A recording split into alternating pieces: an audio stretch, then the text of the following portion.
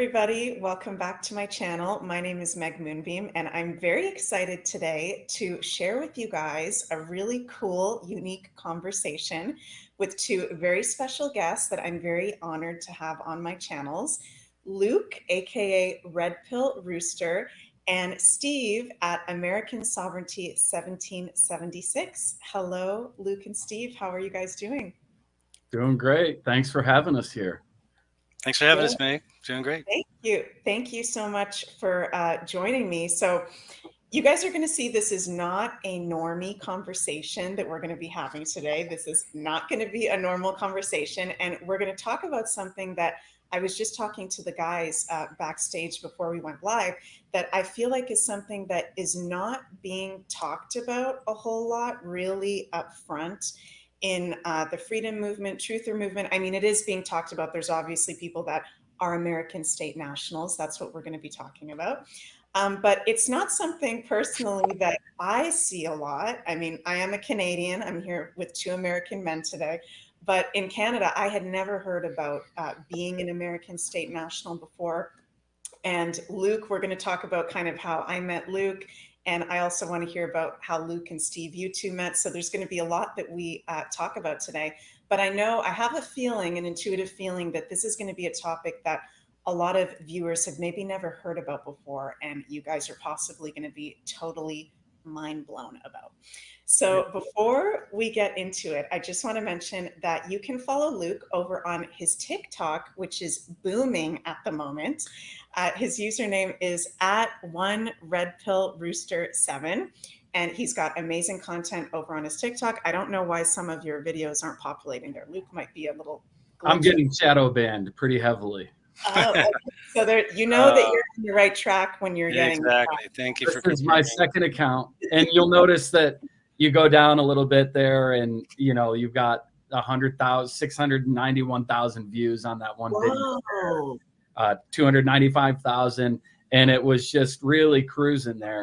And I don't know, I pissed off the algorithm somehow, and now I can't even get 200 views. So it is what it is. Wow, that is unbelievable. Well, you're doing God's work, and I'm an astrologer, Steve. I don't know if Luke probably mentioned that to you. And you told me that. Yeah, in the current astrology, Jupiter being in Gemini, over the course of the next year, so much truths are being revealed.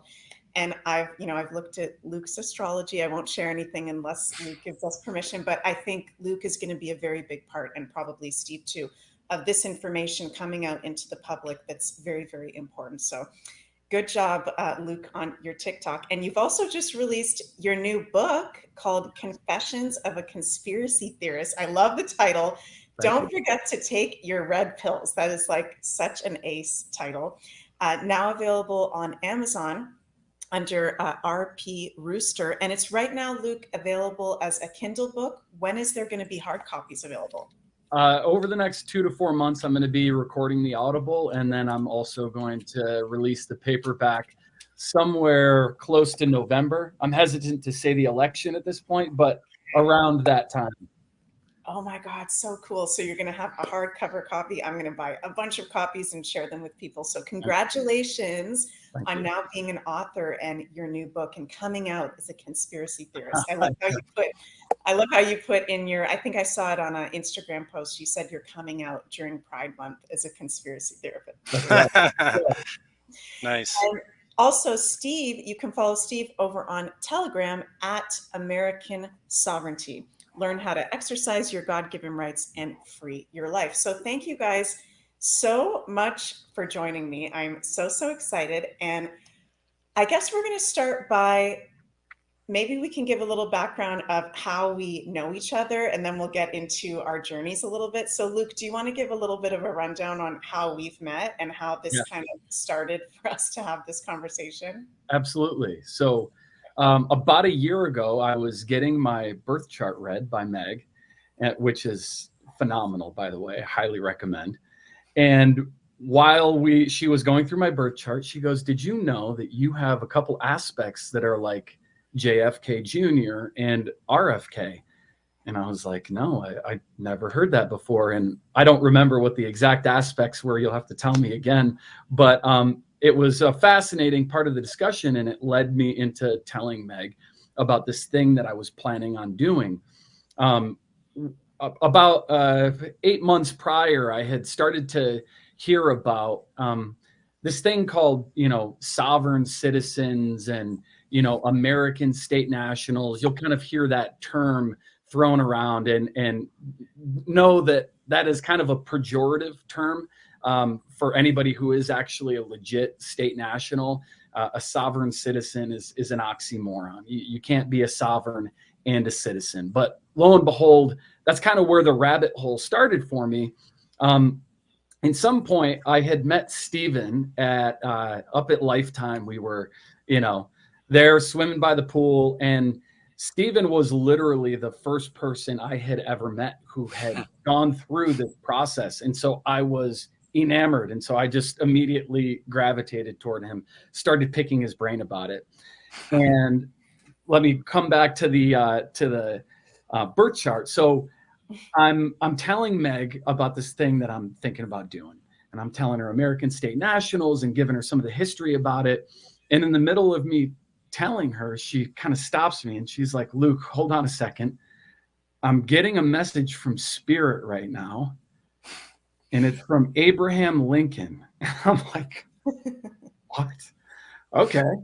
And she's like, he wants me to tell you that he's really happy about what you're saying and that you should look into what he did. And I'm like, what is she talking about? I have no idea. Right. And I think she could tell that I was kind of skeptical and kind of had no idea. And she's like, I don't know, just maybe after we're done here, go outside and ask Abraham Lincoln if he'll give you a sign. And so that's what I did. So we finished our birth chart reading, and I walked out onto my porch and I was like, okay, Abe, if this was real, I guess give me a sign. And it took him about a week. Mercury was in retrograde at the time. So, I think it took a little bit for the message to come along. But lo and behold, about a week later, right down at the bottom of the hill where I get my gas every day or every week, whenever I get my gas, there was a billboard put up. And it's a billboard of Abraham Lincoln. And it says, failed again, and then persistence. And it's Honest Abe up there, right? And I'm like, okay, that's a big sign, right?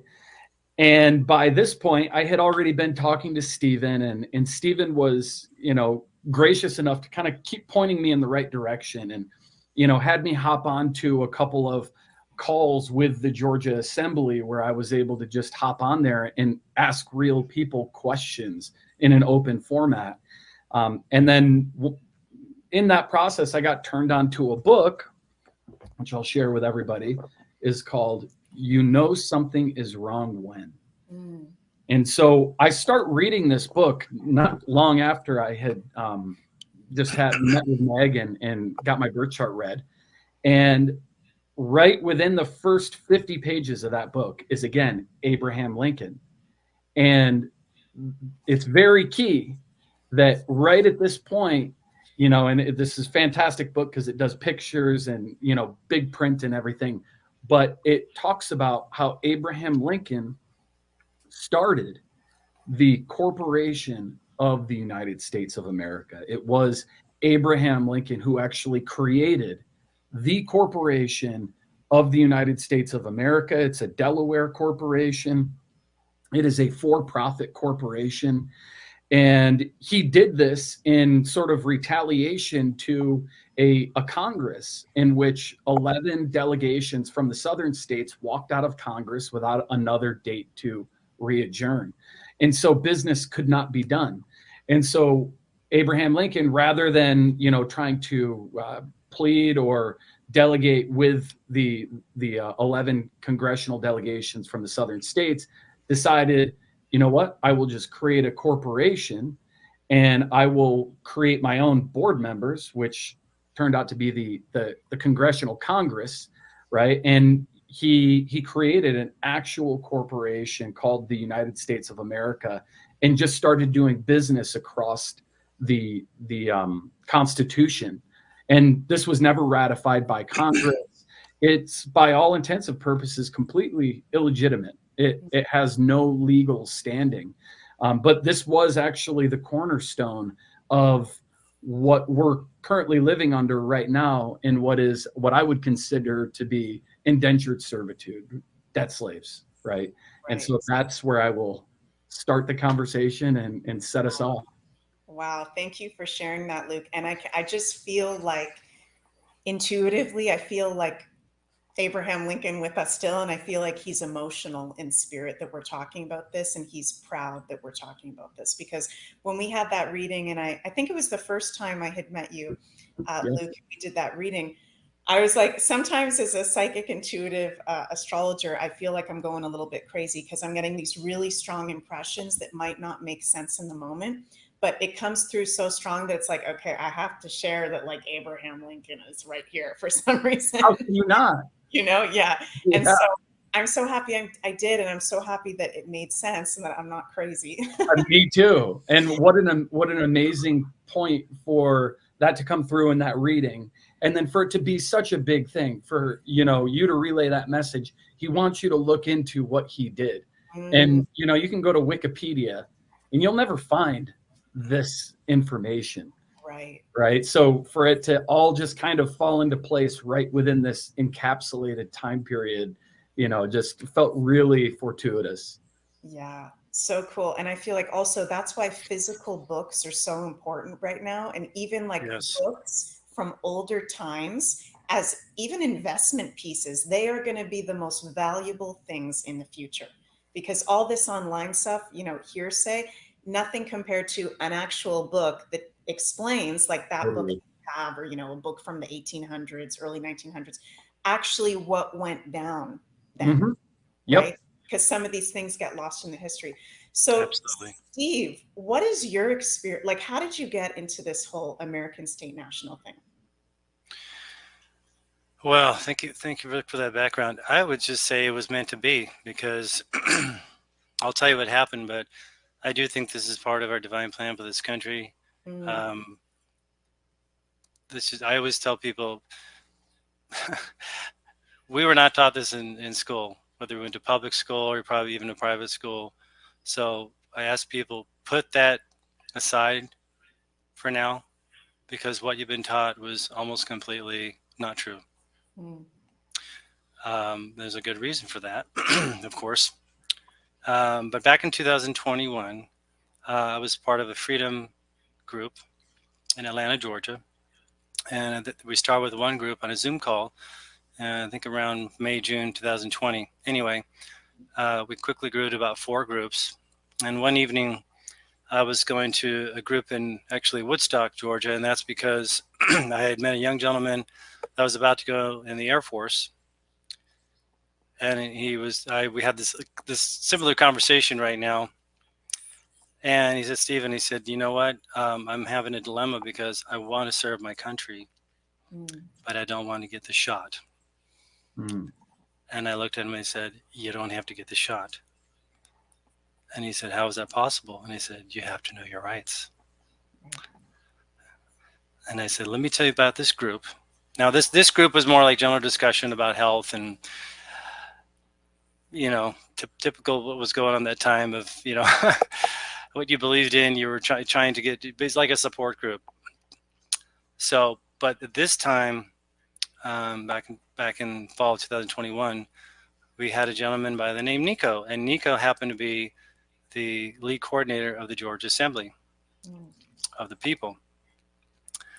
And actually, it was a weeknight, and we were just getting ready to leave, and my wife stood up and said, we're leaving because we had to put our daughter to bed. And as soon as Nico started speaking, I grabbed my, I kind of laugh when I tell the story a little bit. I grabbed my wife by the shoulder. I said, sit down.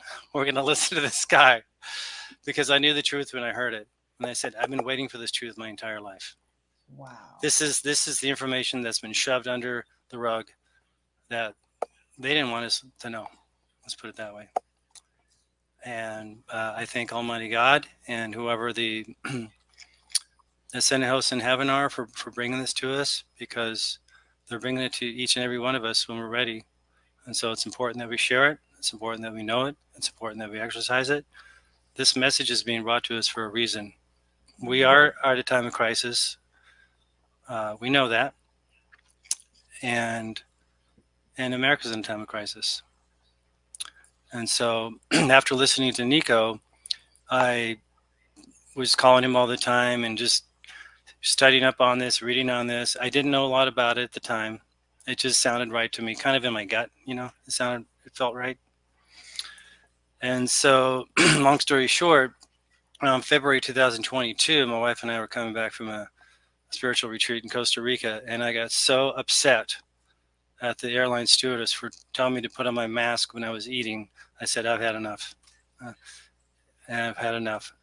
And they say, this is the law, and this is the law, and you can't do this, and you can't do that. I was tired of it. So the first thing I did when I got back home, and I called Nico and I said, let's do this. I'm ready to become American State National. I'm ready to correct my status. I don't know everything about it, but it's got to be better than what I've been doing. Oh my gosh. Thank you for sharing that. So I think you already just said it, Luke, but could we just repeat again, what is an American State National? So an American State National is somebody who has debonded themselves from their citizenship status, right? So this all is going to become a little bit tricky to follow because it is something that's called semantic deception, which is what the tool that they used to essentially deceive the public to get people to believe things like, oh, the Federal Reserve, right? How many people out there thought that the Federal Reserve was, you know, the government? That's what I thought, right? But it's not. It's just a private company called the Federal Reserve. It's just like FedEx. It's just as federal as FedEx, which is not at all. Mm-hmm. And so somebody who has debonded themselves from their citizenship status, and let me just share my first little prop here with you. For those of you that may not know or even believe that there's another status, I'm just going to use my own passport right here. And right here on the inside booklet, I don't know if you can read that first paragraph, but right about on there, it says citizen/national. I don't know if you can read that. Yeah. So this is your own passport telling you that, hey, either a citizen or a national. That's what this is for. So right there, it should alert you that there is another status. And so to give you another example of, you know, a type of people that would naturally attain this status would be people like Native Americans or Amish people. And these are people who were born in the United States, but because they either their traditions or their history don't go along with the corporate process of bonding somebody to the state when they're born, they're not citizens, right? They're American nationals. So when you're born, you are a free, living, sovereign being. And by the Constitution, you can't be taxed. I mean, you can't be taxed as a sovereign being. So in order for the government, the corporation, to tax you, they actually need to turn you into a corporation, which is what they do at the time of your birth. So we operate under what is called maritime law. For those of you that don't know, there are several different forms of law. Law stands for land, air, and water. And each of those forms has their own rules and jurisdictions, right? We are land dwellers. We should be living on and under the law of the land, which is common law, right? Biblical law, like do right to others. You can't kill anybody. You can't steal things from other people, you know, but as long as you are operating within those terms, you haven't harmed anybody, you haven't damaged anyone's property or taken anything that wasn't yours, there really isn't a crime as the way that our current legal system would have many people believe. The majority of the laws that are on the books in the maritime court system are victimless crimes. Like, you got a speeding ticket, right? Well, who's the victim of you going 80 in a 75, right? If there wasn't an accident or anything, there isn't one. So this is going to become a key thing for people to learn and really get into them so that they can learn how to stand on their rights. So again, when you were born, they essentially brought your name out to sea, where they turned you into a maritime corporate vessel. At that point, they also gave you a death number. That's how twisted this system is.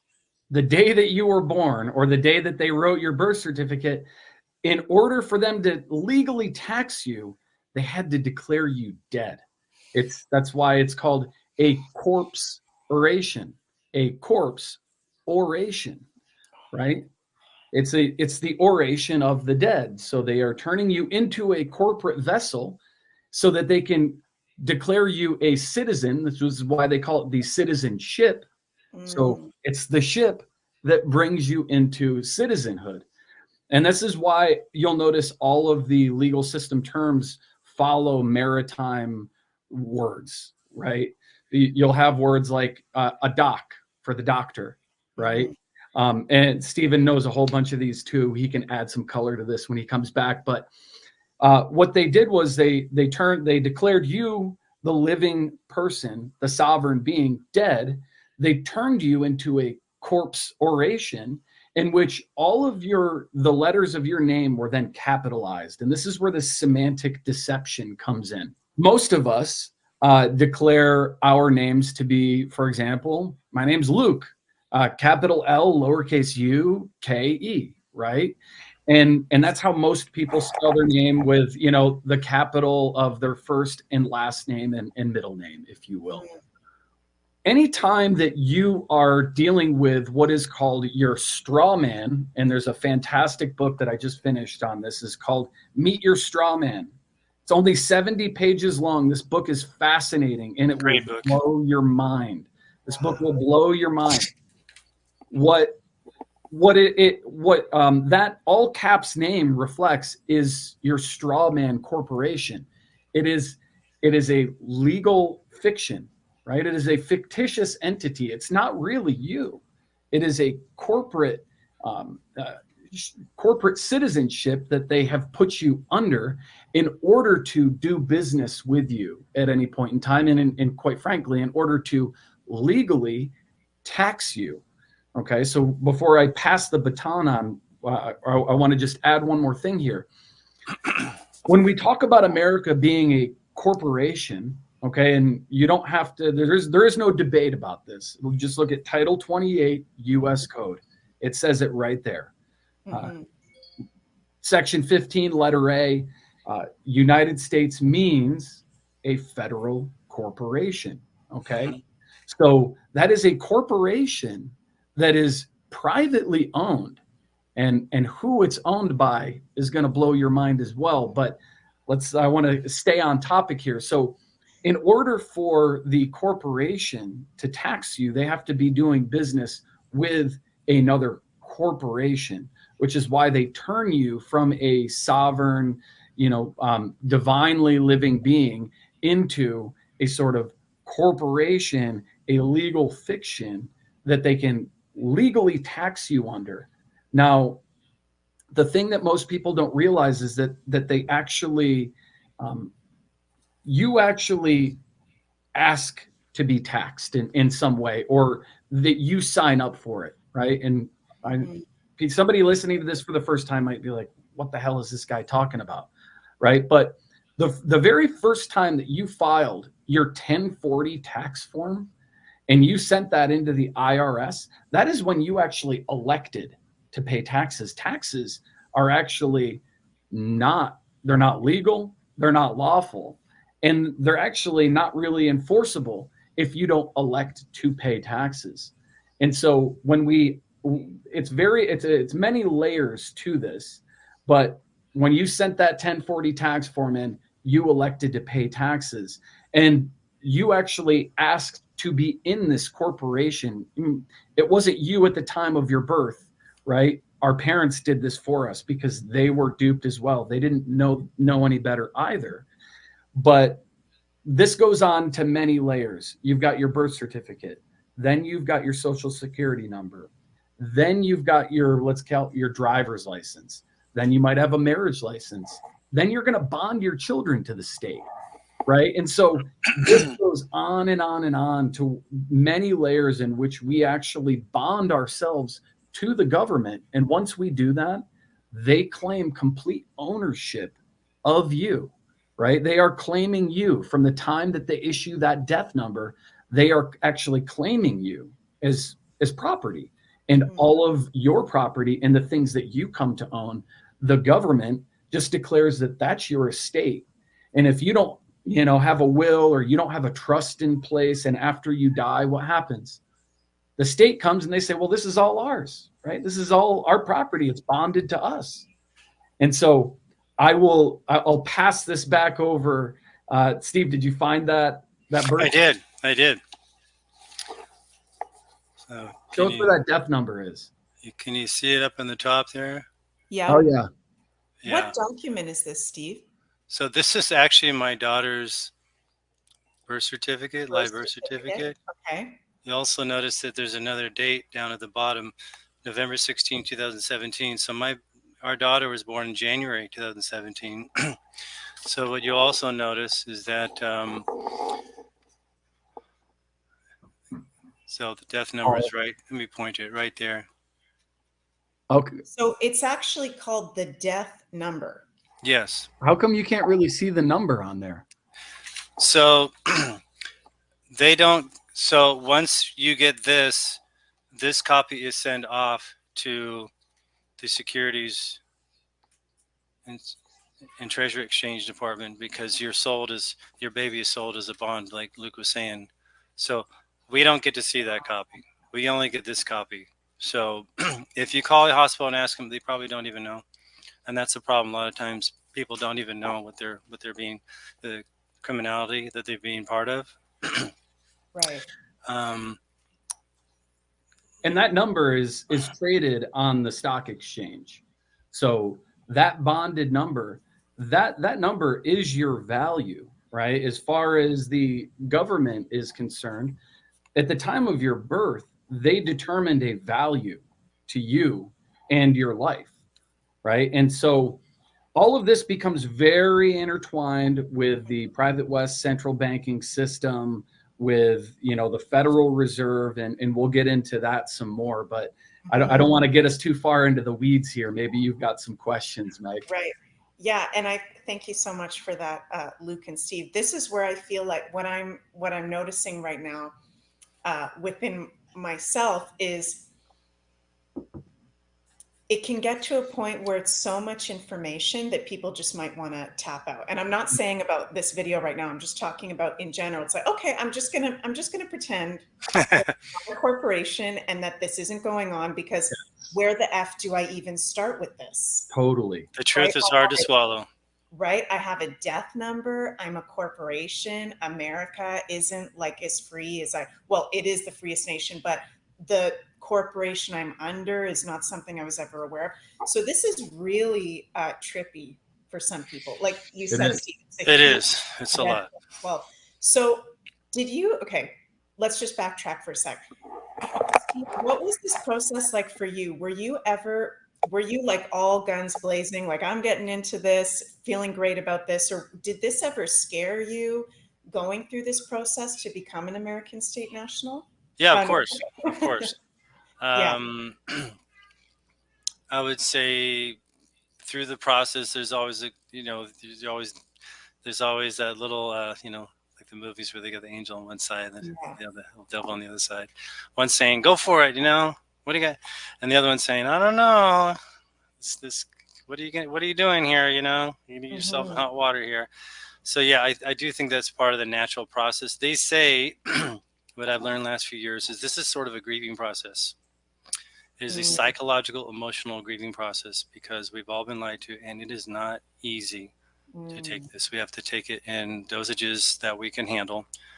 So there is, just as there is same with an addiction, there is a similar process to grieving the fact that what we've been told is not the truth. Yeah. And it takes a while to get over that. The good news is that there's a lot of support. We have 50 states that are actively involved in this, and we're making a lot of progress. So you're never alone. There's always people to talk to, like me and Luke. Like Luke said, there's actually millions of American state nationals now. Not all of them are involved in their assemblies. That's optional, although highly recommended. I can tell you that I've talked to people all over the world about this, and this is a worldwide movement. My family was in Europe last year. We were at a conference in Germany. We talked about it.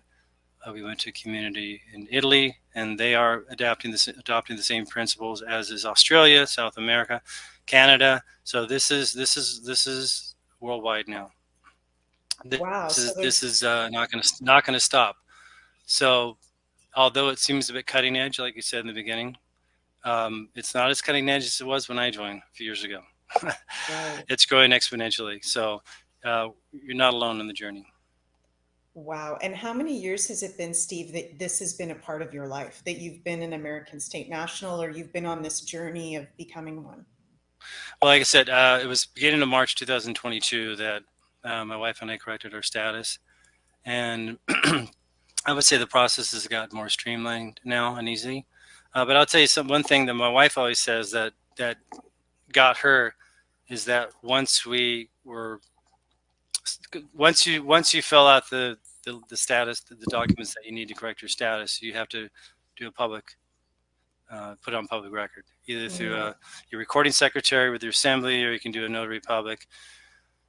But once you're signing this, once it's done, my wife said it was such a feeling because the recording secretary looked at us and said, "Guys, congratulations.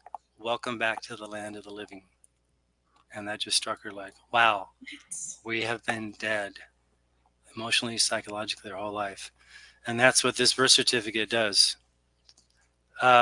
We call it the dead baby scam because it, on paper, makes your baby dead, which is horrible. It's horrible to think that. You have this innocent newborn baby, and it's a security exchange bond. So it is by law, if you're giving advice to a family on a bond, you're supposed to give them legal advice. No legal advice is given to the parents, and so and you're you're traded like Luke said on the bond market, on the futures market, which is part of what they call economic stability fund. It's a bond that is invested upon for investments for private corporations. It's horrific. It's a form of peonage and human slavery, which has been outlawed since the 20s. So it's a violation of the Hague and Geneva Conventions of the 1920s. And so that is the sort of the birth of what they call your straw man and your dead person. And interestingly, what our government did, the federal government back in 1862, the corporate Congress at the time under Lincoln decided that the name person was a corporation, which is why if you look at your income taxes, it'll say this is the individual person's income tax. Person, remember person. We have to start, I tell everybody, we have to start listening to words, because words can be black magic or they can be a blessing, right? A person is also defined as a corporation. And if you look under IRS code, tax code 26, a person and a corporation are the same thing. We're not persons. We're living men and women. We're people. So you see the difference? Yeah. Oh my So God. it's trust me, it's shocking for a while, but I would just say maybe it's a bad analogy, but just like Alcohol's Anonymous, you can't do it alone. You need a support group. We've had this addiction. We've been smoking crack, or having somebody called the federal government treat us like pretend they're in charge our whole life. We realize, oh my God, we're not in charge. And I just tell people, think of it this way: what does your Declaration of Independence say? Right in the first paragraphs. This is a government of, by, and for the people. So what happened to that? What happened to a government of, by, and for the people? And and the same for the United States of America or Canada. Any of the 179 nations countries. People come first, not a federal government. Right. And okay, so the whole country becoming a corporation, is this just a USA thing, or is this something that other countries did as well? Oh yeah, pretty much almost every country in the world. In fact, ironically, there's about half a dozen or so countries that have been blacklisted by the United States that have not done it, like North Korea, like Iran. So the ones that don't follow this plan usually get blacklisted. The corporations are not new.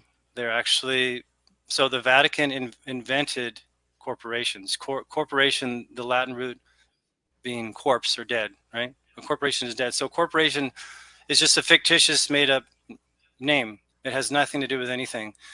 And the reason they did that is because they realized that you can control people by being a corporation. You can hide behind a corporation. And this example was given to us in the movie Wizard of Oz. If you watch the movie Wizard of Oz, towards the end of the movie, what did Toto do? He found the man behind the curtain. This big corporation, great and powerful wizard. It was just a little scared little man behind the curtain. And Toto was like this soul of us saying, no, I'm not buying this. I'm not buying this. Which, by the way, when that movie came out in 1936, I believe it was, right after the Federal Reserve Board, which is a group of 5 bankers that met in Jekyll Island, Georgia, in the United States, took over United Treasury, which belonged to the people. This movie tells the whole story. You have the straw man, right? Straw man. You have the Tin Man, which stands for your tax identification number. And this Emerald City, which is the Federal Reserve Board. It's all there. You see, they have to give us clues of what they're doing.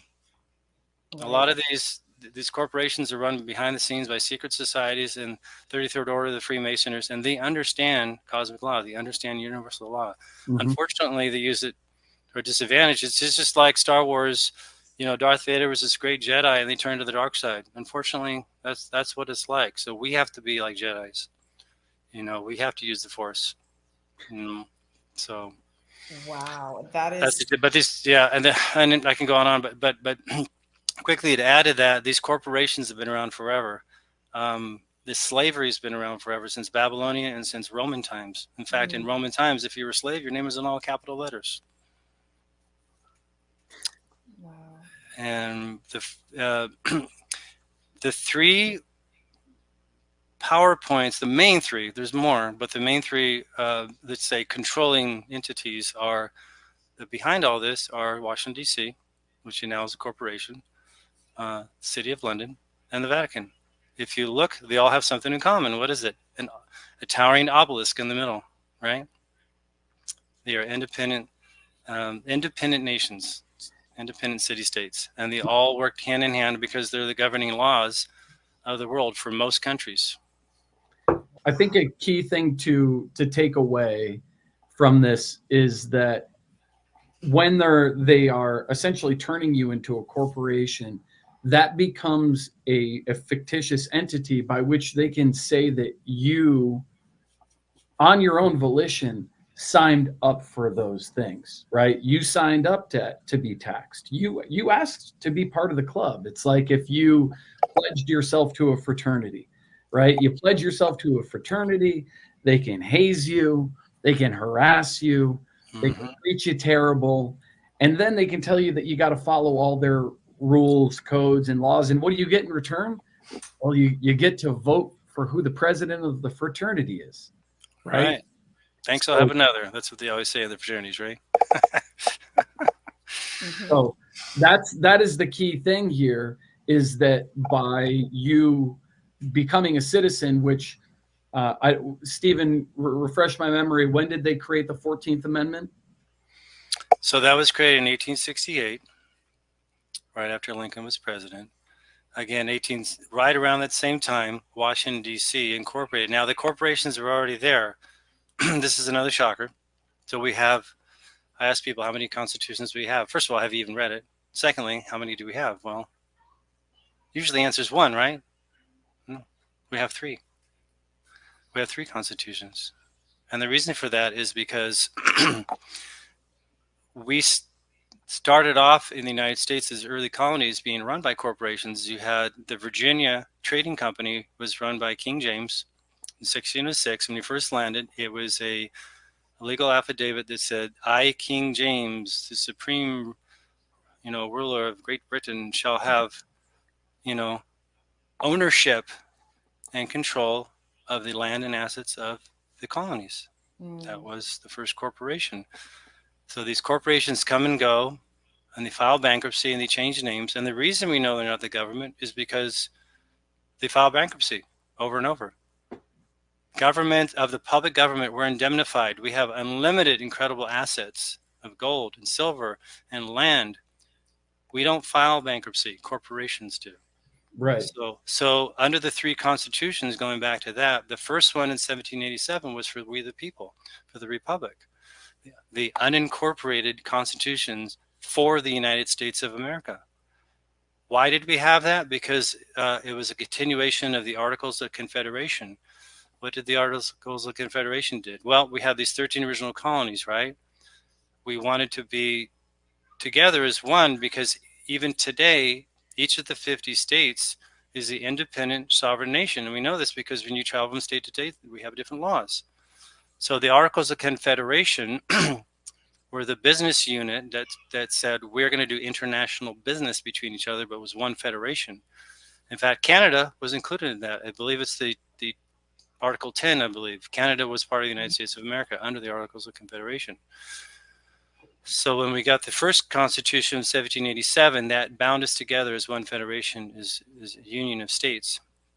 The second Constitution is 1789, which you notice if you look at your currency, it doesn't say 1787, it says 1789, because that's the Constitution for the British territorial contractor of the British Crown, which is the Lord Mayor City of London, doing business for and on behalf of the King and Queen of England. Queen in this case. Right. So that's the second constitution. Now, the reason we did that, if you remember, the Article 1 of the Constitution states there's 19 enumerated duties that we, the people, gave delegated powers or permission for them to do. And the only reason we contracted, say a constitution is a contract, the only reason we gave them a contract is we were only about 3 million people during that time. Who had the biggest, baddest Navy fleet in the world? The British. The British Navy. They were you couldn't beat them. So ironically, after we just defeated them, here we hired them to manage our inland waterways and to also manage the merchant ships. And that's why the Maritime Law, or another name for it is the Merchant Law, came from the British. So that was the second constitution. The third constitution in 1790 was actually the Vatican. And the reason for that is for the Postal Service. The Postal Service is a legal system. The zip codes are a legal jurisdiction, all going back to Washington, D.C. 10 square miles of Washington, D.C. All zip codes. So these two corporations were already existent already. But the difference that happened in the Act of 1871 is in forming a corporation of the entire square miles of Washington, D.C., they actually bypassed, it was an attempt to bypass their constitutional obligations. And so to just follow up on that 14th Amendment, the 14th Amendment made anybody that was born in the United States under the citizenship. So it's ironic, that Abraham Lincoln is the man who gets credit for freeing the slaves, but is also the man who created the system that essentially turned us all into debt slaves. Right. So you guys, and correct me if I'm wrong, you're under the original Constitution, being an American state national. Correct. Right? Yep. People who are American citizens, what are they under a different kind of constitution? Yes. Go ahead, Stephen. Yeah, they're trying to make this clear as mud. Okay, let me hold something up. So contrary to popular beliefs, okay, so Luke already showed, let me see if I can get this straight. Luke already showed the passport, right? That shows two statuses. We've been through filing taxes and so on, we've been told U.S. citizen, that's all there are, right? Unless you're a foreigner. So these are the 5 actual citizen statuses: American state national, state citizen, federal United States citizen, territorial United States citizen, and municipal citizen of the United States. Wow. So there's So 5. yeah, and there always has been. And the reason for that is when we signed the Declaration of Independence and we declared ourselves as a country and sovereign from King George at the time, we had a lot of people that were still loyalists, call them Tories. They're still loyalists to not only Great Britain, but to Spain, to Holland, to France. In fact, in 1798, we almost had a war with France. So we've always had so we've always had these other political status citizens here in our country. So we need to declare ourselves as Americans. And again, the reason for that is we have to understand that Washington, D.C. is a foreign country. In legal definition, they are a foreign country. They are not by law a part of the United States of America, the Republic. Washington, D.C. is a legislative democracy run by contracts called constitutions. They're delegated powers that we the people gave to them. The 50 states of the Republic are all a federation of states. Right. And we operate under Article 4, Section 4 of the Constitution as a constitutional republic, which guarantees us a Republican form of government, not Republican or Democrat, but a republic, which means the people's rights come first. Got it. And people who are American Native people, you guys, I see a lot of Americans we call them Native people in Canada. You guys call them Indians usually, I hear you guys say. So Native are Americans. we have different words, Canadians and American. So are they by birth American state nationals, or are they something else? If they if they never bonded themselves to the corporation, right? Which a lot of Native Americans, a lot of Amish people don't. They don't go to a hospital. They don't get a birth certificate. They don't get a social security number. These are the documents. These are the vessels that they then attempt to attach to you, to your identity, and trick you into believing that this is who you are, right? But you're not the piece of paper.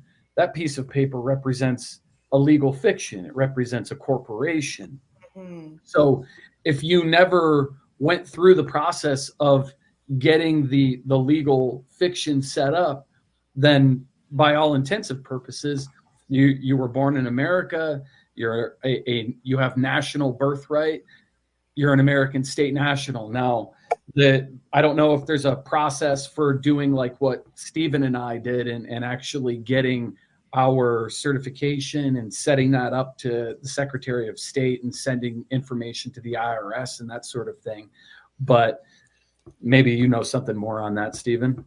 Well, no, you're right, Luke. So as you know, if you read the Constitution, whether it's tax code or anything else, Indians are exempt. You know, if we were just in Arizona visiting the Navajo Indians a few months ago, and if you're a Native American Indian and you live on any reservation, you are in a Indian nation.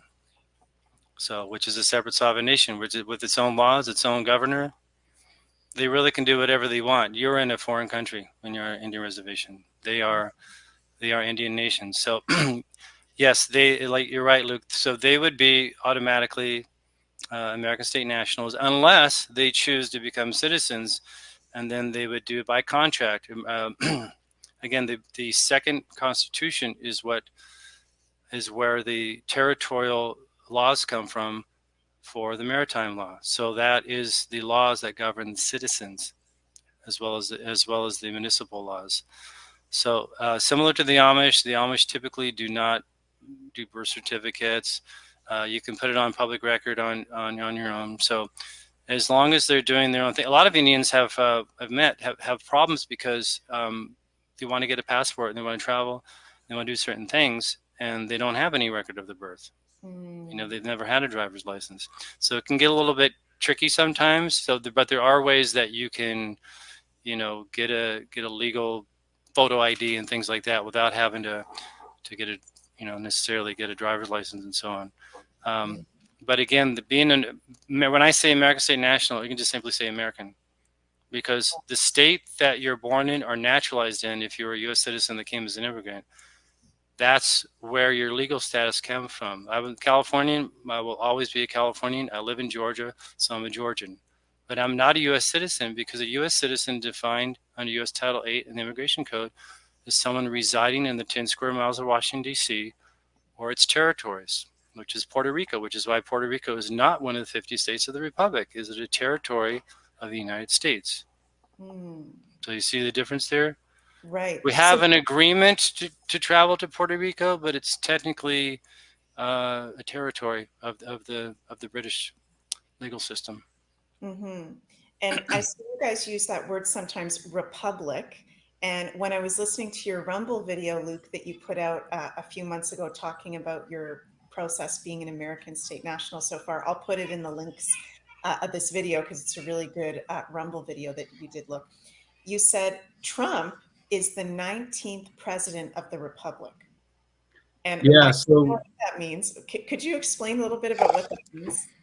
yeah, so you know, I won't get into too much detail on this because it's hard for me to speak to it accurately. But prior to so there were 18 presidents that were actually presidents of the Republic before it was fully turned into the corporation. Lincoln was the 16th. He started the corporation, and then Ulysses S. Grant was the 17th.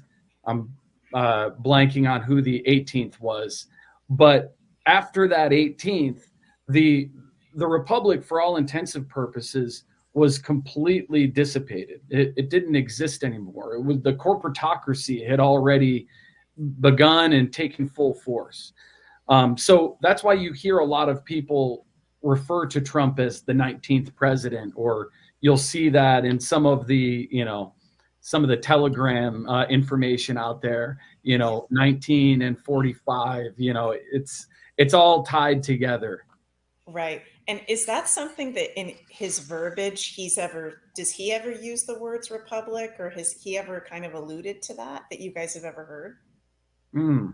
That's a good question. Not that I know of. My head. Yeah. He would have to choose to want to be president of the Republic. Here's the catch, though. Who really passes the laws for the Republic, which they haven't done in a long time, but they're supposed to, is the Congress, right? Right now we have a corporate Congress that's run by a British territorial government. We are, in all intents and purposes, living in a British legal system in the United States of America and Canada as well. You might as well call us a British Commonwealth, because it's not what you call yourself, it's what you really are on paper. And that's why all our courts are foreign British courts running under maritime law and Roman civil law and municipal codes from the Vatican, because, you know, again, that's what we allowed to happen. That's why we're standing up now. So, and the thing about Lincoln is that although he's called Honest Abe, you question, why is there a statue of Abraham Lincoln in the city of London?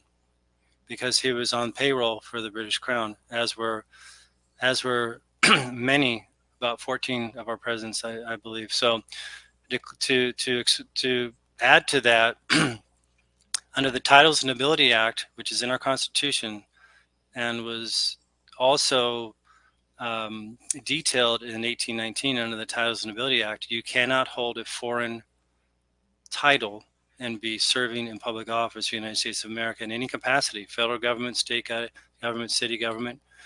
That's a big problem, because the last I checked, we have about half of our Congress with bar attorney titles. Now, bar attorney, most people don't understand. And now bar attorneys, my dad was a bar attorney growing up, didn't even know the fact that bar stands for British Accreditation Registry. What is registry? The Regis, the king. You have a title of Esquire. That's a foreign title. So, and this is where it gets interesting. The Titles and Ability Act not only says, can you not serve two gods, so to speak, at the same time, but you are now disqualified to be a citizen of the United States. That's how severe that was. And yet, why do we have almost half of our Congress now wearing two hats? And that's what happened during that wasn't really Civil War, but that's what we're taught, right? Is when the Southern states went out of session and they abandoned the Continental Congress. Our Congress is the Continental Congress and always has been. When they abandoned, they got replaced by the British loyalists, and that's what we have today. We have a bunch of British loyalists that are really serving under the behind the curtain, the City of London, the Queen, and the Vatican. Often you'll see presidents. Biden, I believe, did it. Right when he got elected, he went to go see the Pope. That's his boss. Wow. So it's all kind of smoke and mirrors, and it's not really, they're not really telling us what's going on. So Yes. and the elections, unfortunately, are corporate elections. It's already, they've already chosen their candidates. So we really want to, as part of this movement, we want to get back to government. We want to form our own assemblies on a county and state level and have a republic that's really represented by the people, not for-profit corporations. Smoke and mirrors is a great term to use, especially for our present time that we're in right now, because, Dr. Jan Halper, who was on Trump's inner circle, has straight up said in interviews that Trump went and dissolved the corporation that held Washington, D.C., the City of London, and the Vatican together. And that's when you saw, all those videos come out of him walking in front of the Queen and going to the Pope. He was according to her, he was dissolving the corporations. And, that's why she says, the Queen, he didn't walk in front of the Queen. She told him to go ahead. And so he walked ahead. And that was sort of the signal there that, America was a free nation again. So, it's hard because, again, we're in this time right now where, we're in the fog of war. It's hard to tell exactly where the smoke and the mirrors are and what's true and authentic. But I do believe that the history that has been found that so many people, so many state nationals are following is the authentic history and is the real thing that bonds us to the Constitution.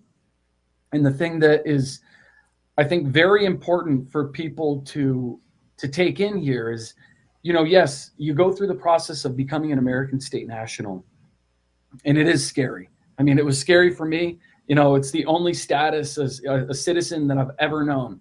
I'm going to all of a sudden throw that out in the quote unquote greatest country in the world. Exactly.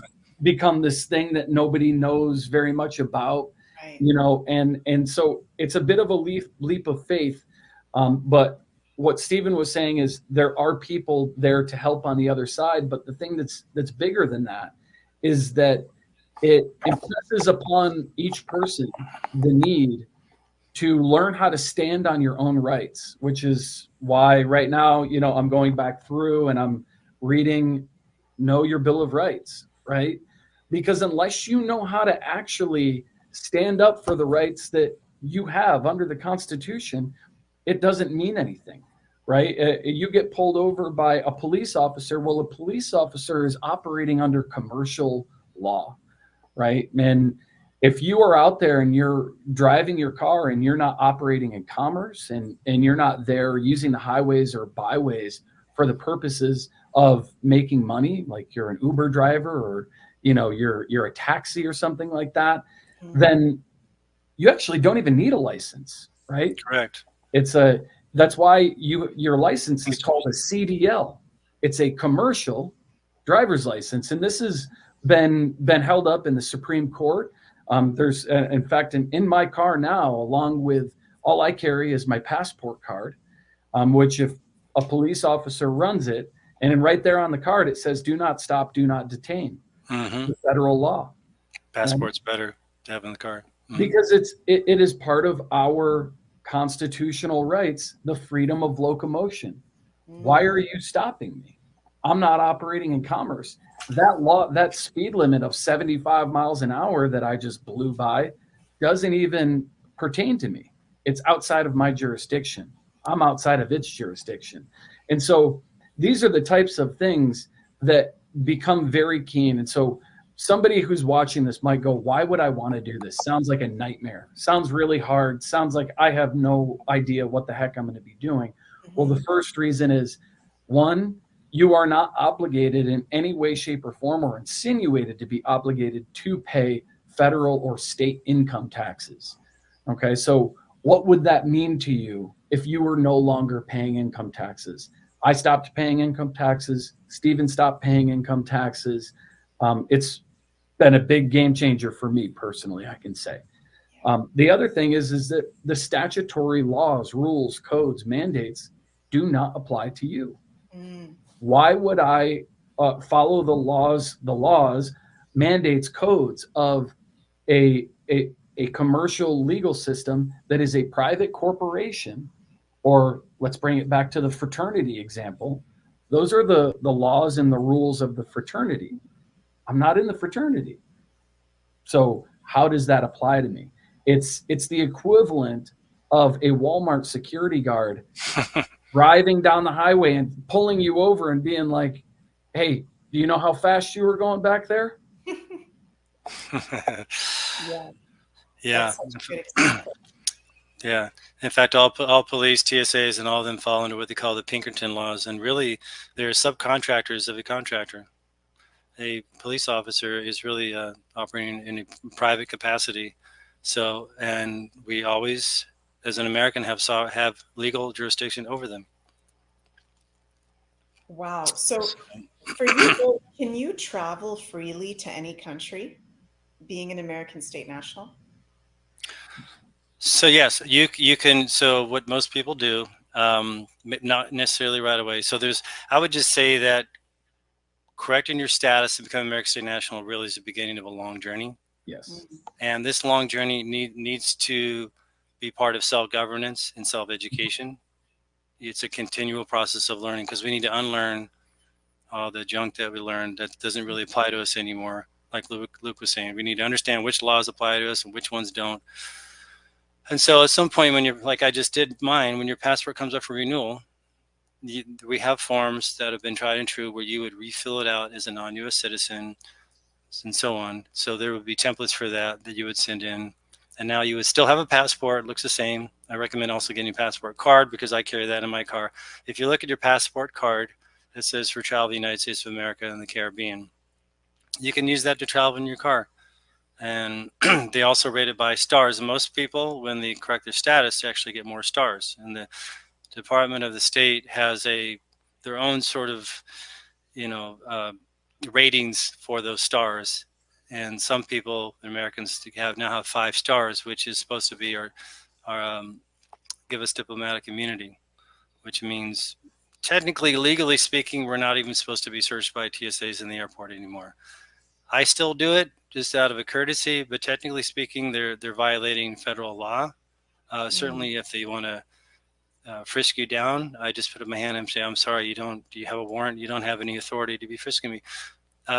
All airport security is a violation of our Fourth and Fifth Amendment rights, because, again, the common law of the law of the land we're supposed to be living on protects our life, liberty, and our property being our body, our children, our car, our house, everything, our land, everything that we own. And no one has a right to impose upon that without our permission.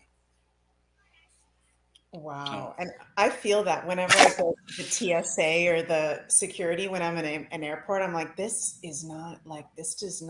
I'm not down with this. This doesn't feel right. I don't want to do this. Why is this being forced on me? Your feelings are correct. Yeah. Your feelings are correct. Of course, none of us want to argue with somebody who's got a big gun on their holster, right? So we just kind of be quiet. But we're at some point, we're hoping that's all going to go away, and that there's a lot to talk about. But let's just say there's a lot of really good things that are going to come out of this, from a sovereignty and freedom point of view, from a financial point of view.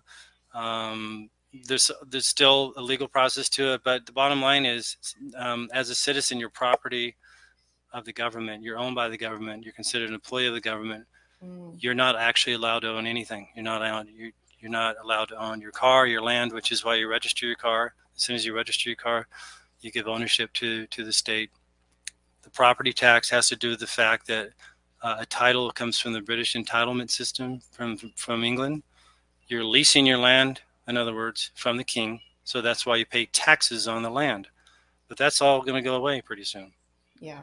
We're not supposed to pay all these taxes. Something to mention from this book, Meet Your Straw Man. There's a real court case that's mentioned in here about a guy who gets taken to court for not paying his mortgage, and the bank tries to foreclose on his house.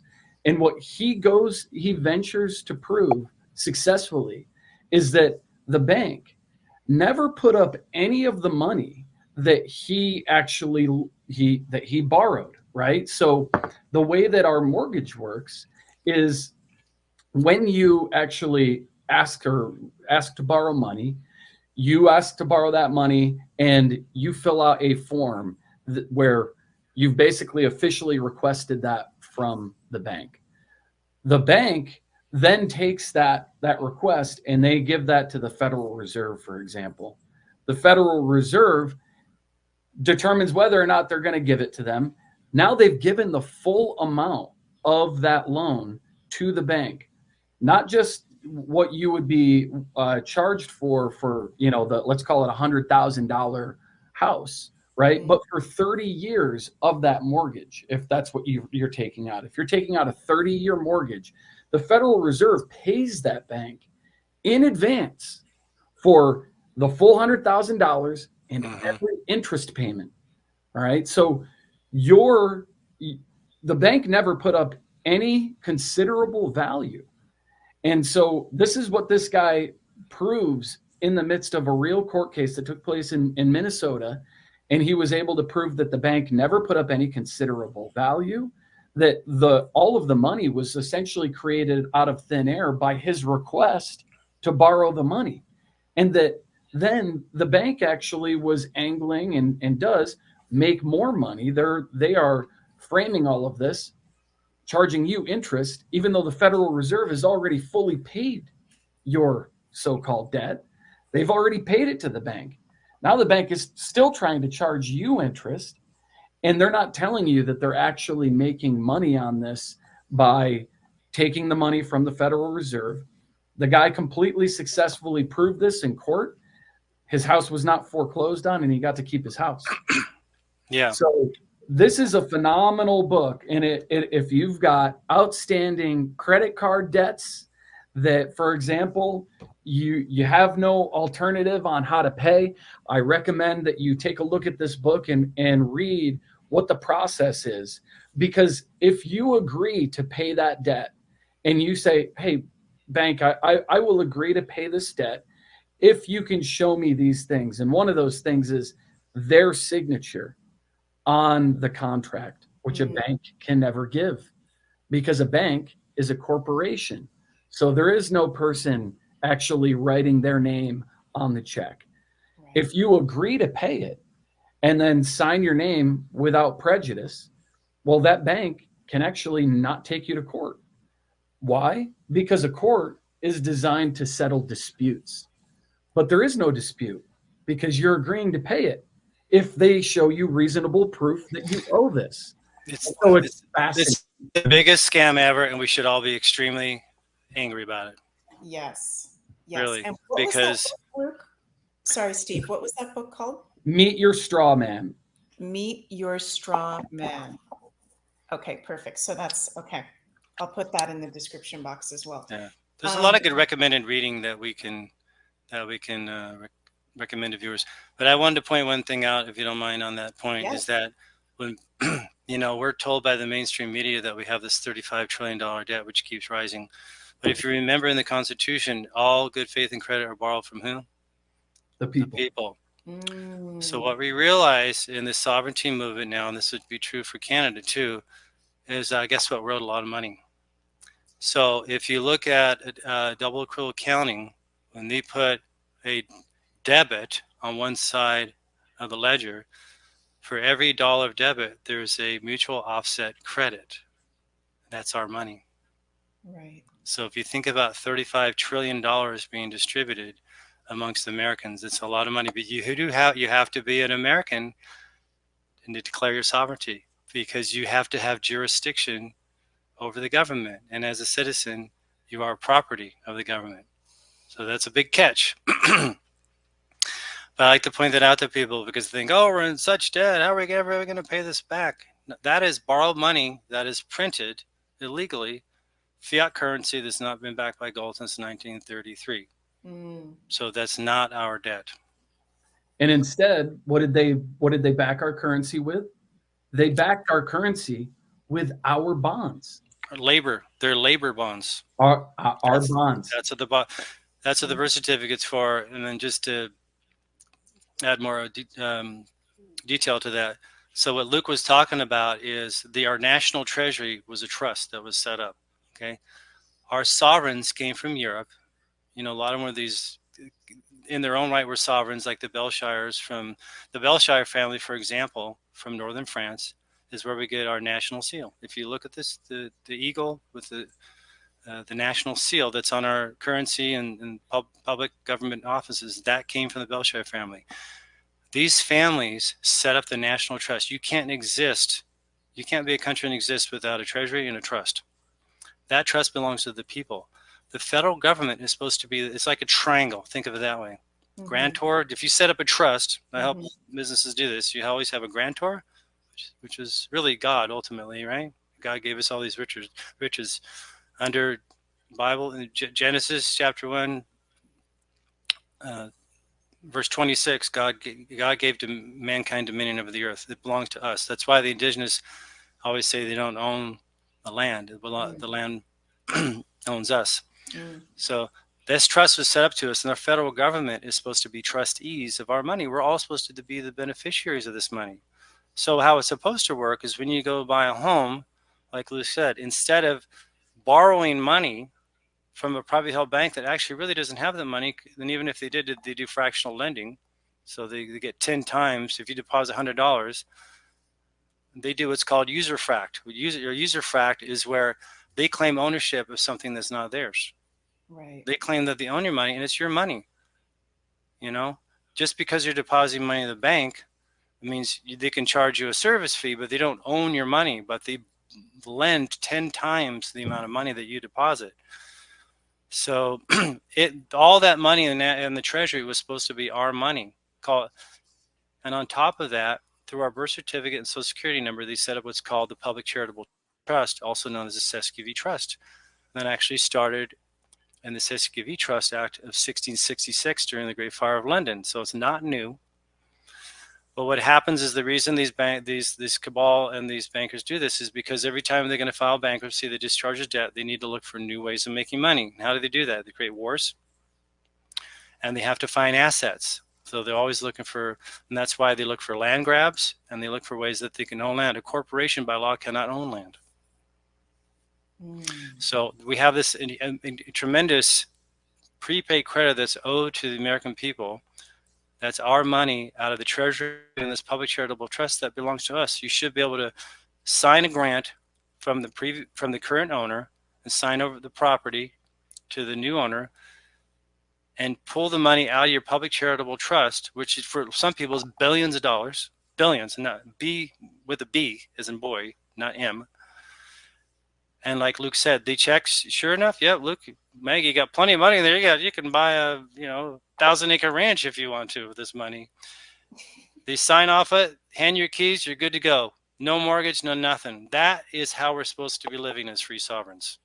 So think about that for a moment. Oh my gosh. If you think about the term debt, the national debt to who?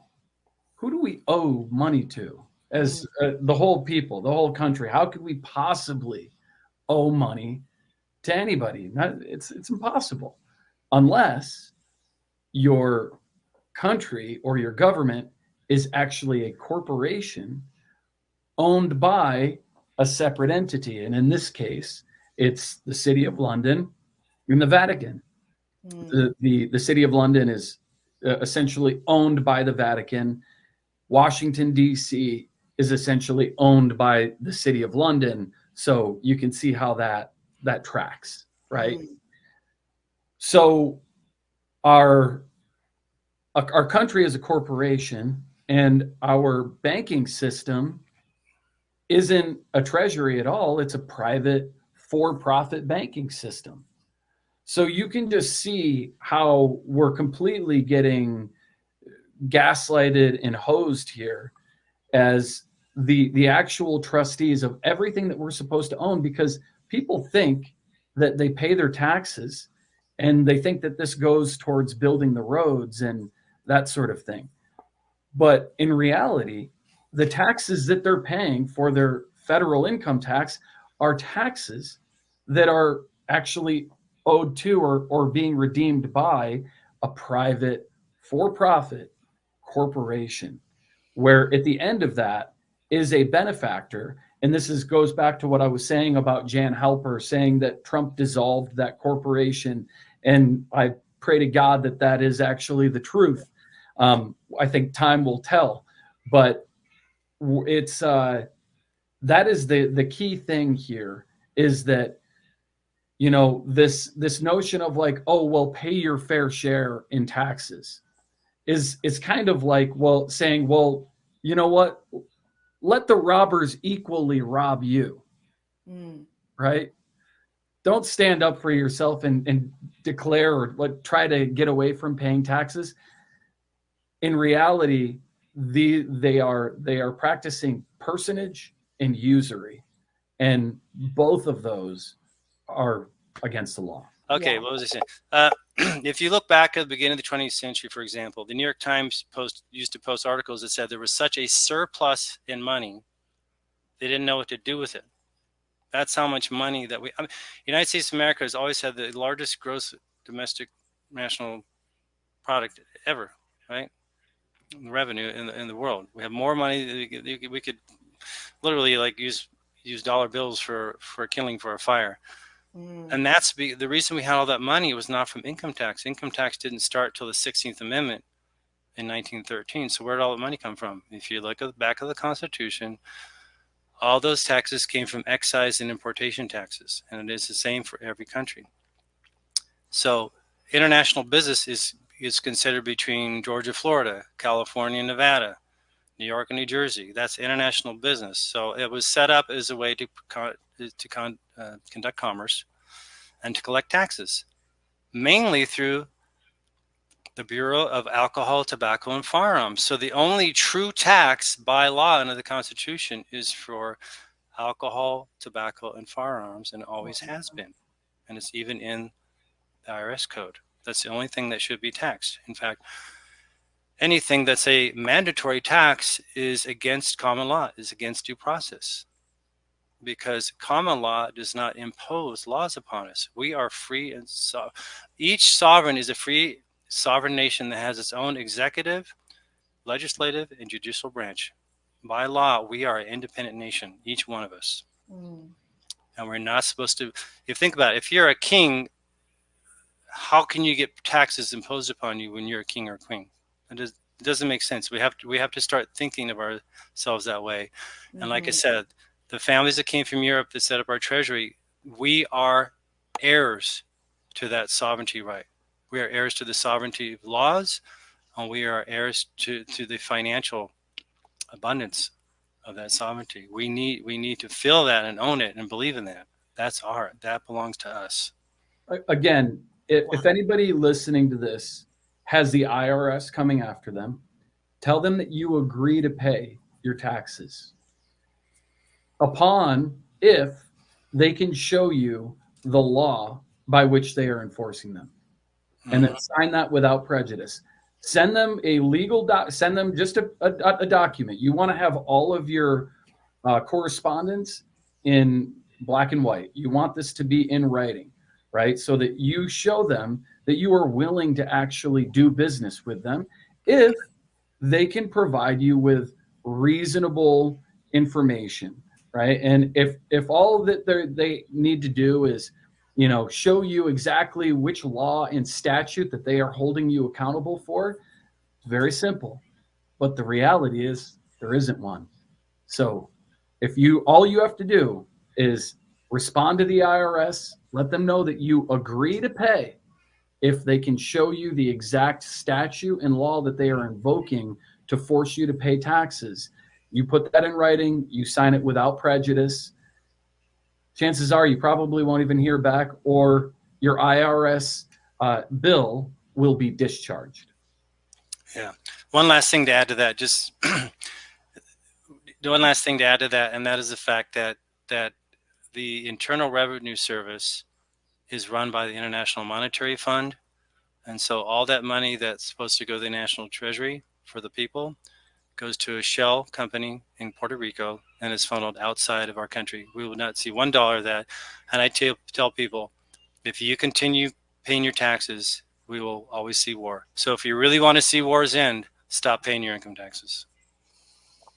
And, Oh my goodness. And if you know what the IMF does, their modus operandi is putting countries out of business. Once you do not pay back a loan from the International Monetary Fund, they own your ports, they own your commerce. I know I was in Greece last year, and all the businesses were just recovering from paying. Greece was in debt for a decade, the IMF, and just when they're recovering from that, COVID hit. So they are not real advocates of the International Monetary Fund. Yeah. Wow, you guys are so knowledgeable about this. You're like, oh my God, blowing my mind, like totally. And I want to say before I forget that a couple of years ago during the pandemic, I did a whole video presentation on my YouTube where I talked about the astrology and hidden history of Canada. And I was it's very embarrassing to say, but I will say it. And Canadians get very triggered when I say this. We are so stupid as Canadians because we think we're the best country in the world, because even though we don't have the right to bear, there's just this, it's not there anymore because of the government that we have and what we've been going through. But there was this mindset 10 years ago, 9 years ago in Canada before the pandemic, like, we're the best country in the world because we're free and it's safe and it's not that many guns, right? But that's been so programmed into us. And there's been a theme in our discussion today of the deprogram. We need to deprogram, yes, to then take in the real truth program, if you will. And in Canada, we are totally still under the British monarchy. You see, there you go. It is a joke. Mm-hmm. And even, I won't say specific people's names, but people in my family, when I tell them, go watch that video presentation I did, or go look into this yourself, like, we are under the British monarchy. Open up your Canadian passport, and the first thing this says is under Her Majesty the Queen. There you go. Right? So our prime ministers are just jokes. They're puppets. We are under the British monarchy. So Canadians, and I'm just bringing this up just as an example this isn't just an American thing. No, we've been so deceived in every country, right, as to our real nationalism, the government. It's really important to actually look at the documents, like those books that you guys have. Those are invaluable. That Bill of Rights book that you have, actually having a copy of the first Constitution, right? I think this is something, I don't like to tell people what to do, but I feel like really having physical copies of books right now, especially of the actual rights of the country that you live in, the history of the country you live in, is invaluable at this, right? Yes. And recommend this book too. What's that one? So that's Bouvier's Law Dictionary. He wrote this back in the 1800s. This is the terms of common law that we're supposed to be living under.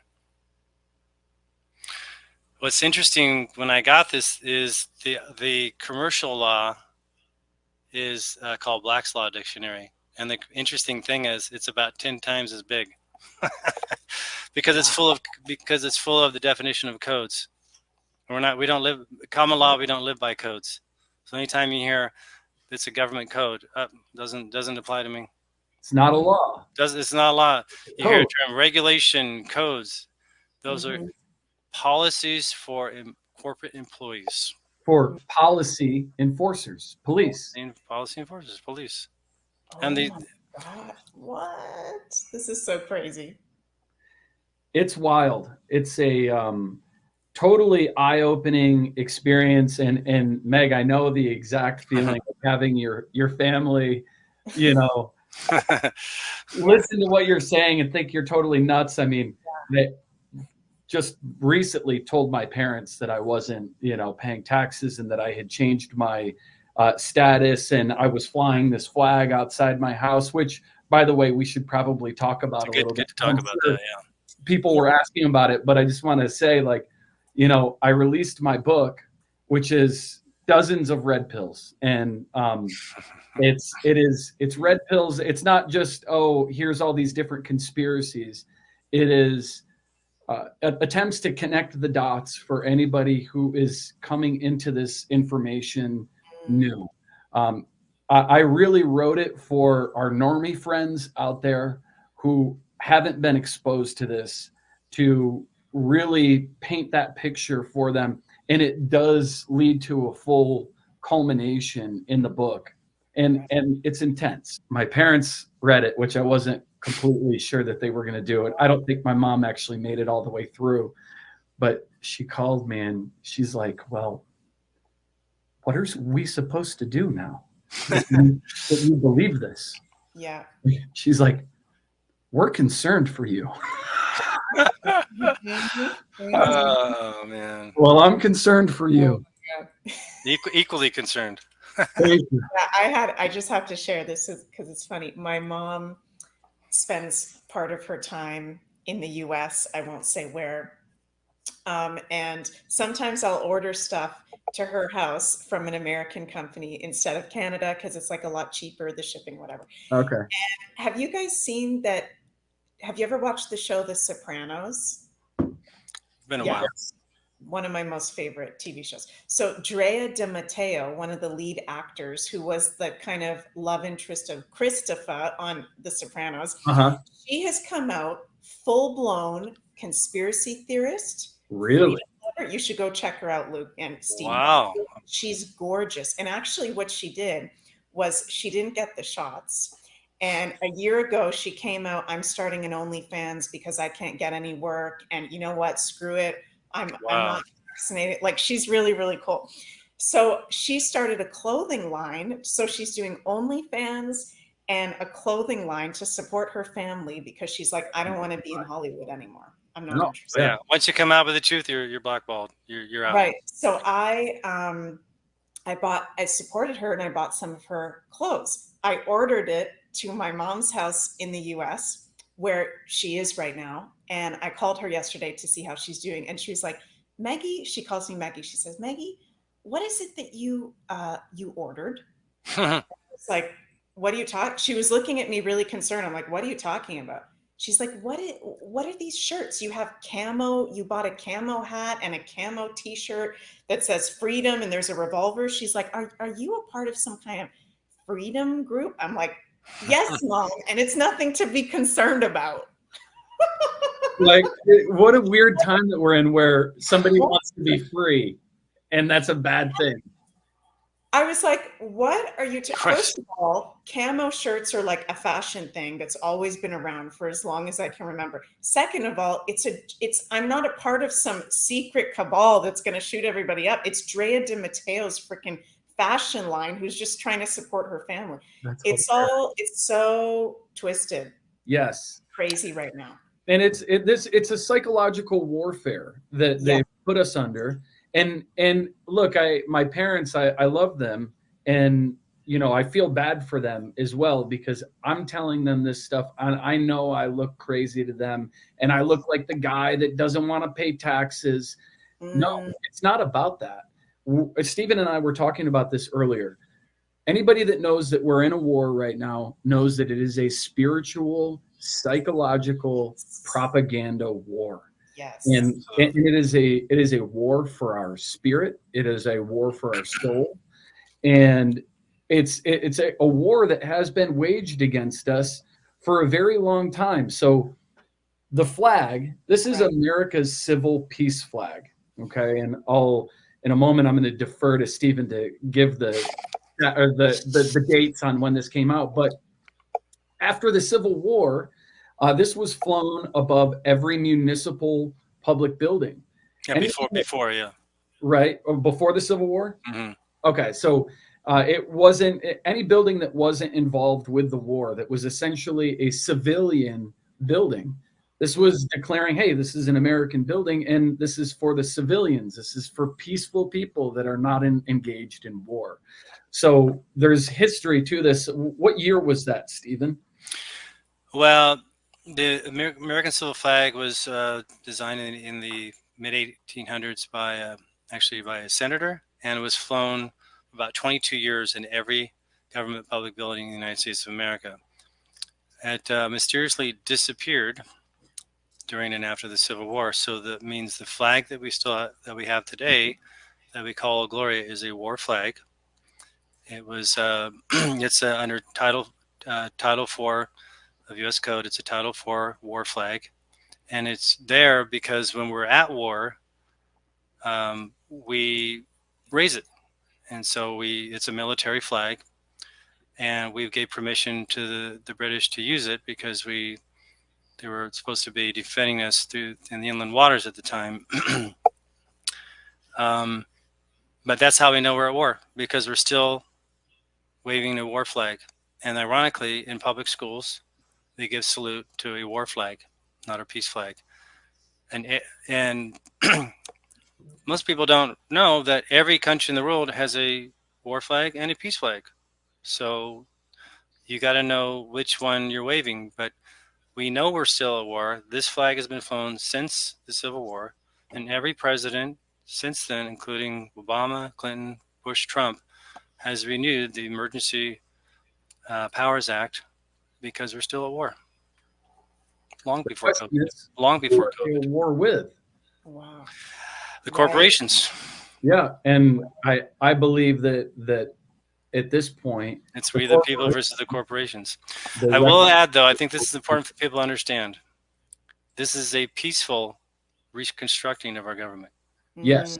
We're not J6ers. We're not trying to do a coup d'etat. We're not trying to, blow up buildings or nothing like that.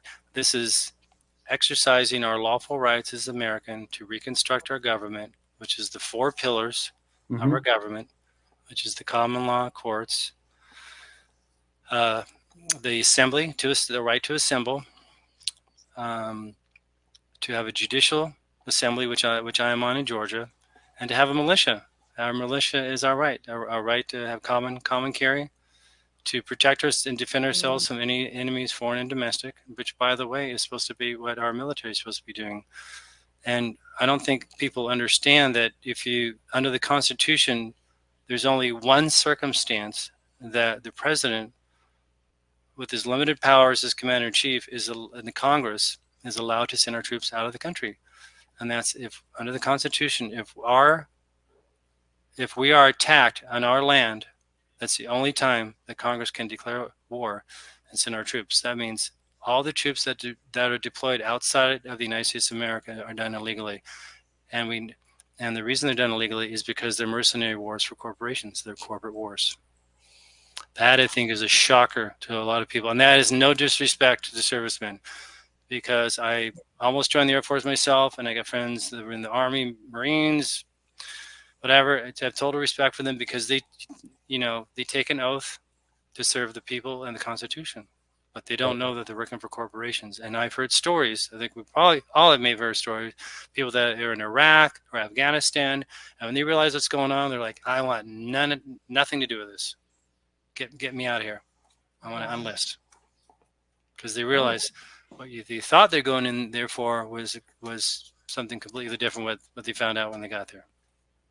Right.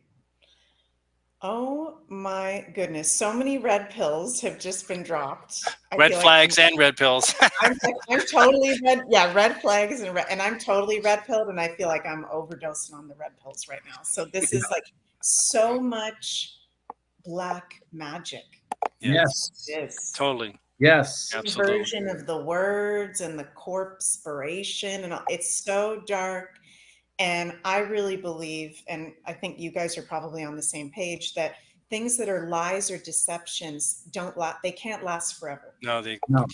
Absolutely. Because they don't have legs to stand on. And I want to add to that in a moment. But Meg, if you like the wordplay, Consider this, the birth canal. They want to claim ownership over the birth canal because it's maritime law. So by determining the woman uterus and the all of that, the birth canal, it's their way of trying to use legalese to enforce ownership over that aspect of the human body. It's very powerful. The English language is undoubtedly entwined in black magic. But what I will say to add on to, just hopefully close out this conversation in a positive way, because I'm sure we've gone way over time here. No, this has been fantastic. Thank you guys so much for your time. Yes. Every state has an assembly. Okay. And so we're happy to provide you guys with resources to connect to your assembly so that you guys can start getting on calls like I did and just talking to somebody about it, asking questions, doing your own due diligence. But beyond that, not only does every state now already have an assembly, Arkansas was the first state to set up its common law court. So there is one common law court. It's in Arkansas. It got set up last year. They're already trying cases. And there's a huge difference between common law and maritime court law, right? The common law is who's the victim? Was there property damage? What is the value here? It's very simple, right? There's none of all these statutory regulations, codes. There's none of these loopholes. It's very straightforward. I don't know if this is a downside or an upside to it, is under common law, consequences may be more severe, right? Right. Back in the day, you killed somebody on accident or on purpose, you might be liable, or in court, you might be tried for your life, right? If I go drinking and driving and I crash into a family and kill 3 people, then under common law, I'm probably there for my life, right? It's not, oh, well, Luke, you got a DWI and we're going to give you 20 years in prison. It's none of that. It's much more stringent. So, I mean, depending on where you are in the spectrum of criminal behavior or that sort of thing, maybe it's good or bad. But to me, for anybody who is ready to take responsibility for who you are, for your life, for the decisions that you make, then it's a very good thing, right? Because you're not going to be beholden to these color of law codes and statutory regulations and commercial codes that really were just created to take more money from you than they're already taking. Yeah. And just to kind of reassure people, the common law, which actually comes from England, English common law, was how the early colonies were living in the first place.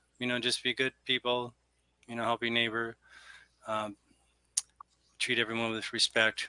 Our common law comes from the 10 Commandments, because the 10 Commandments are kind of like those 10 Commandments are the common law. Thou shalt not steal, thou shalt not kill. That's pretty universal for any religion. We have separation of church and state, so we don't discriminate based on religion. This is for anyone.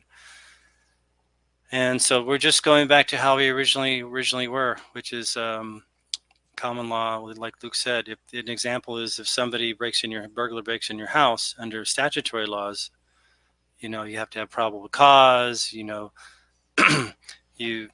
If you weren't caught red-handed, you might serve some time, you might not. You might be, you might have to pay a fine. That doesn't work in common law. Under common law, you're trespassing. That's a violation of someone's property, and you're potentially threatening their life. So if you're caught red-handed, it really is up to a jury, because if you might go to jail, or if you killed someone, you go to the death penalty. It's very draconian that way, because under sovereignty law, you're getting all the freedoms in the world. We don't need all these police pulling us over for tickets and misdemeanors and everything. And there's going to be no more what they call the bench courts, where it's you and the judge, talking to a judge. That goes away, because common law is with the jury or grand jury. We want the people to decide, what is right and what is just. So we'll get all the freedoms of the world. Just don't mess it up.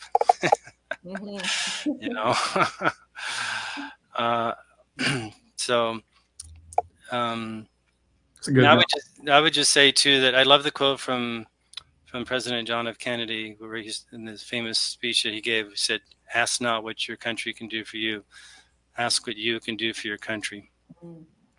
The Boston accent was a little bit better when he had it. But, yeah. I think that still holds true. And like Luke said, I really love the opportunity to help anybody who wants to be helped out. And we can direct anyone to their assembly. I would highly recommend, the first step is just join one of your outreach calls that your assembly has. If your state doesn't have one, you can join ones in any state. Georgia has, California has a lot of great trainings, and just so you learn more about it. I want people to be comfortable with this. This is not something you should necessarily rush through and do. You should always be informed, always be self-governing, and you should always ask lots of questions. Usually there's the same typical questions, what about my Social Security, and there's things like that. So but it's an exciting process. Well, I am so appreciative of both of you just giving us your very, very valuable time and very valuable knowledge. I think this is going to help a lot of people and wake a lot of people up who already thought they were really awake, even to what the heck is going on. So I'll put lots of links in the description box of this video. Everyone who's watching on the assemblies that Steve and Luke have been talking about, and all of Steve and Luke's individual links as well. Any closing remarks that you guys want to share before we finish up? I will piggyback off of what Stephen just said in regard to JFK. It's something that I actually echo throughout my book numerous times. For the generation of my father, who believes that America is operating in a holistically honorable way. John F. Kennedy was a man who my father described as somebody special who had come onto the scene, right? When he was elected, they really felt like somebody special had come front and center. And 2 weeks before he was killed, he gave a speech called "The President Meets the Press," in which he was imploring the press to have more discretion in releasing information that was relating to their moves, whether it be militaristically or political. And in that speech, he said a couple of key things. The first key thing was what essentially, I believe, got him killed, which was, he said, "For we are opposed around the world by a monolithic and ruthless conspiracy." I mean, this is a guy who is a statesman in every sense of the word. This is not Donald Trump. This is a very well-spoken, respectable man. Not to say that Trump's not, but Trump's bombastic, right? This to use those words, a monolithic and ruthless conspiracy. And he goes into more detail there in that speech. But at the end of the speech, what he's essentially asking the journalists and the media to do is to provide the American people with the information that they need in order to take advantage of opportunities and know when to defend themselves against an enemy. Because, I'm going to try to quote this to the best of my ability. At the end, he said, "Because I believe that with the right information, with that information, the American people will be what they were born to be, free and independent." And that line always gives me chills, because I truly believe that is what our founding fathers created this country for us to be, was free and independent men, and women, not people who are straw man corporations that are puppeteered by a dark black magic corporation that is essentially tricking you into believing that you are a piece of paper or that you're this all caps name, something that you're not, and totally denying the fact that you are a living, sovereign being with all the rights granted to you as your unalienable rights, not even your civil rights, your unalienable rights that are Exactly. granted to you from God. Exactly. Wow. Very well said. Thank you, Luke. Steve, is there anything that you want to share? Well, I think Luke said it really well. But yes, important point. Natural and unalienable rights is always above civil rights. Civil rights are actually privileges that can be given and taken away. I would just say that in the last few years, having gone through this journey, to those listening, this is a part of our spiritual awakening. And as a sovereign, we want to be free. The joke I make is I don't want to do yoga inside a jail cell. You know, I truly want to be free on every level, physically, spiritually, and this is part of our spiritual freedom. You really have to know that. Yes. And why would you want to die and not claim it? Mm-hmm. And if we don't claim our sovereignty, we are slaves of a system. That's simple. Mm-hmm. And we are not standing up to a system that is trying to enslave us, not only our lives, but our parents' lives and our grandparents' lives. And our And children. if we don't stand up and do something, there's no guarantee that our children's future is going to be any better. In fact, we are less free today than our grandparents and great-grandparents were. But this is the time now to stand up. There were two advisors, whose names I will not mention now, that were advisors for Trump when he was in office, that are part of the American Assembly, that were trying to advise him to help us restore the public. But guess what? President can't do it alone. It has to be we the people. We have to be the ones. There's no savior out there. We have to stop thinking that there's a savior. We are our own saviors. We are what we've been looking for. Yes. Yeah. Love that. Thank you both so much. I'm Thank so you, man. grateful for this Thank conversation. you. Thank you And so much. Listening for this long too. You're welcome. No, I'm like at Great the edge. listener. Yeah, I'm like at the edge of my seat. Oh my God. So you guys, you can go follow Luke on TikTok at Redpill Rooster, at one Redpill Rooster 7. And also go check out his book that just came out, and the hard copy will be available soon as well.